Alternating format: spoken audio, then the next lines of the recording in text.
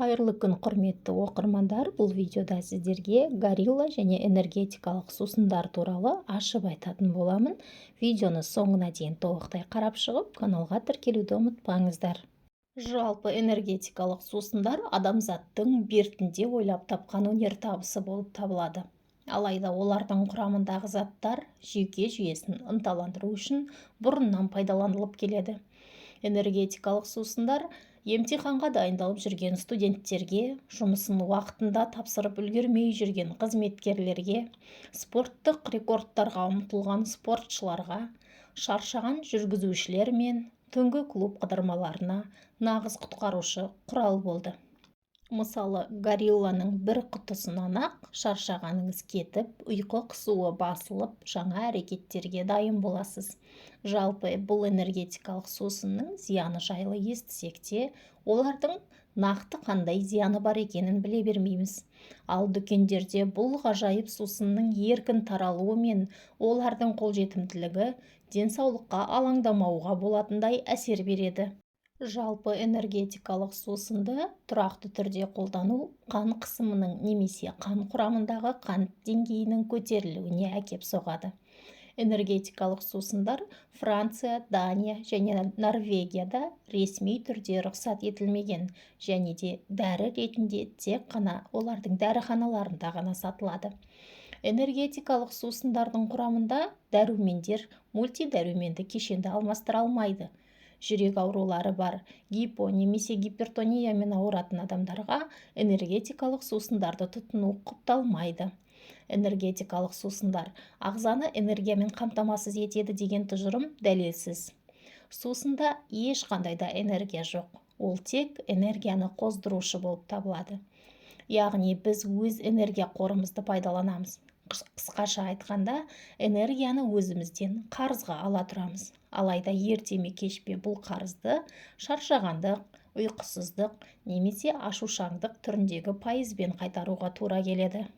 Басқа да ынталандырушылар сияқты энергетикалық сусындардың құрамында кофеин жүйке жүйесін әлсіретеді. Оның әсері 3-5 сағатқа дейін сақталады. Бұдан кейін ағзаға демалыс қажет. Сонымен қатар кофеинге адам тез әуестенеді. Глюкоза мен кофеиннен тұратын бұл энергетикалық сусындар ағза үшін өте зиян. Сонымен қатар көптеген энергетикалық сусындардың құрамында көп мөлшерде В дәрумені болады. Бұл жүрек соғысын жиілетіп, аяқ-қолдардың дірілдеуіне себеп болады. Жалпы еліміздегі дәрігер мамандар мұндай адамға көтеріңкі көңіл-күй сыйлайтын бұл сусындардың құрамында әртүрлі химиялық қоспалардың бар екендігін айтады. Мұндай химиялық қоспалар орталық жүйке жүйесі, жүрек-қан тамыр ауруларына шалдықтыратынын нақты атап айтқан. Сонымен қатар энергетикалық сусындарды тұрақты түрде пайдалану тахикардия, қант диабеті, психомоторлық қозу, жоғары дәрежедегі невроз және де күйзеліс сияқты ауыр дерттерге душар ететіндігі ғылыми тұрғыда да анықталған. Әсіресе бұл аса зиянды сусындарды алкогольді ішімдіктермен қатар қолдануға мүлдем болмайды. Әрі бұл сусындардың құрамына цикламат, аспартам деген арзан қант алмастырғыштарын қолданады екен. Ол тіпті аса қатерлі ісік дертінде тудыратын көрінеді. Аспартам құрамына енетін фенилаланиннің жүйке жүйесіне және миға кері әсері бар екендігі де анықталған.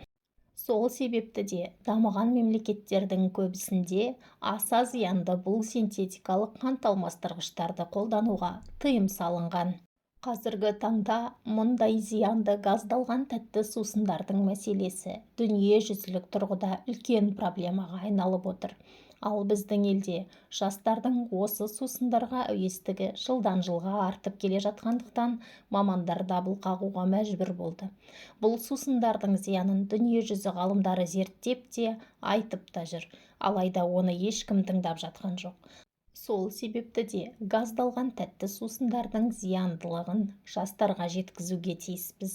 Бұл сусындардың ең бірінші зияны газдалған тәтті сусындар жалпы тәттіге әуестік. Яғни адам тәттіні көп жей беретін болса, соған үйірлік, тәуелділік пайда болатындығы ғылыми тұрғыда дәлелденген.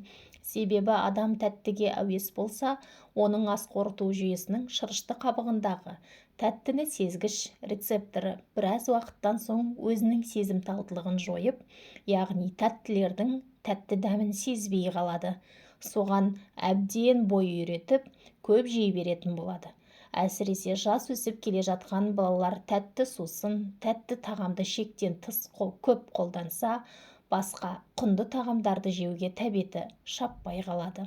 Содан адамның ағзасында құнарлы тағамдардың жетіспеушілігі пайда болады. Ал ашық ақпараттарда энергетикалық сусындардың құрамындағы кофеин адамның ойлау жүйесін жетілдіріп, физикалық қабілетін ынталандырады деп жарнамаланады. Ал шын мәнінде газды немесе газсыз, құрамында қант немесе тәтті заттектер, шөп сығындысы, таурин, амин қышқылдары бар бұл сусындар ағзаға кофеин, қант және басқа да зиянды қоспалар арқылы кері әсер етеді. Сонымен қатар энергетикалық сусындар жүйке жүйесіне де теріс әсер етеді. Яғни бас ауруы, мазасыздық, үнемі дүрбелең тудыру, агрессияның жоғарылауы, визуалды және созылмалы шаршауды тудырады. Бір энергетикалық банкада 8-9 кесе кофе бар. Ал ересек адам үшін кофеиннің рұқсат етілген дозасы күніне 1-2 кеседен аспауы керек. Кофеинді энергетикалық сусындарды шамадан тыс қабылдау ас қорыту жолдарының гиперстимуляциясына, жүрек айнуына, құсуға, диареяға және де іштің ауырсынуына әкелуі мүмкін. Энергетиктер асқазанның қышқылдылығын арттырады және күйдіріп, диарея, гастрит, түрлі жаралар, қабынуды тудыруы ықтимал.